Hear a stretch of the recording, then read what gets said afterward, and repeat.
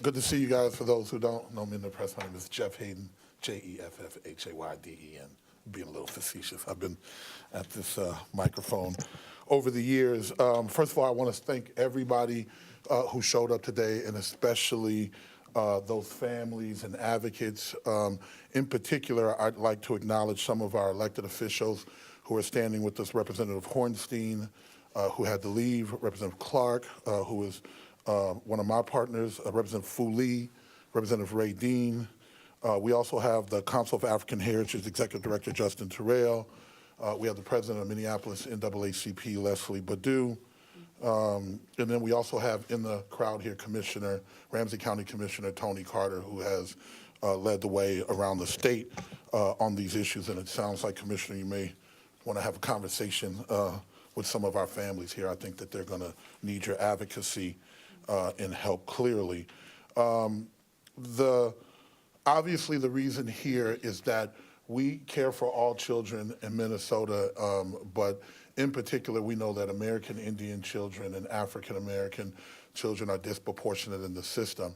And so we do have a mechanism through tribal sovereignty and the ICWA statutes that really work with American Indian children. We have a lot more work to do there, but there are things in statute that really dictate that. And so this bill really seeks to get that same level of depth and protection for African American children.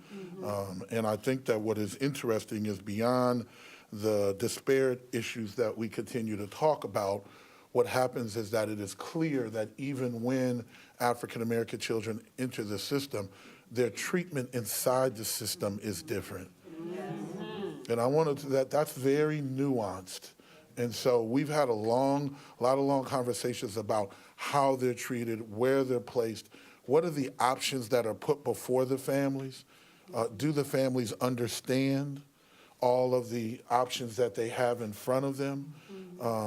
I have dealt with numerous cases in which they have gone down this road, and I can remember a case that I just dealt with in Hennepin County in which the foster family had multiple children and had had multiple children throughout the last 20 years, and one of the children started to have some significant issues as he reached adolescence due to his diagnosis of fetal alcohol syndrome and other mental health issues.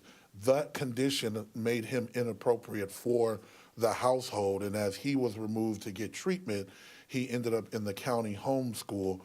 And so the father, who's a local pastor, and the ability to protect his own family and his foster family and his wife, alerted the county that he really didn't think the child was appropriate for that setting. They ultimately charged him with neglect. He then became a subject of an investigation. The other foster children were removed, and his children, who are now foster parents, couldn't go to Grandpa's house for Thanksgiving because they would then be at risk of those children being taken from them. And so we marched this process through the county, and there were all of these issues that happened down the line, and people kind of keeping their head down. And those are the kind of things that we hear about all the time. So I wanted to highlight that because of the necessity, because I think that often what happens is people say, why this particular group? Why are we carving it out? Well, it's because they have been treated unfairly. And they've been treated unfairly in a systemic way. You're just hearing the anecdotes of what is here, but every single day we hear cases of this stuff happening inside of the system, that it is essentially a factory, and we have to kind of get that to stop. We have to really take a deeper dive and to look at it. We are extremely disingenuous when we say we care about children, and in particular Black children, and their educational outcomes, and where they work, and if they're trained, and if they're learning, if we allow these kinds of things to happen. And so we are pushing for this bill. We are not sure if we're going to be able to get it through. This doesn't seem to be a legislature that is really friendly to these issues, but we have continued to push to get a advocacy group inside of DHS. I'm going to take it just a step further and just go a little bit off of the script. The bill calls for a department inside the Department of Human Service in order to look at these issues. Well, I'll tell you, if this fall we work hard and my friends in the House take over those chambers and we find a way in the Senate to do it, I'm going to call for a department that's outside of the Department of Human Services that looks at these issues. I think that to my good friends at DHS, and by the way, I'm the Assistant Minority Leader and a ranking member on Human Service, and have worked on these issues since I've been in the legislature.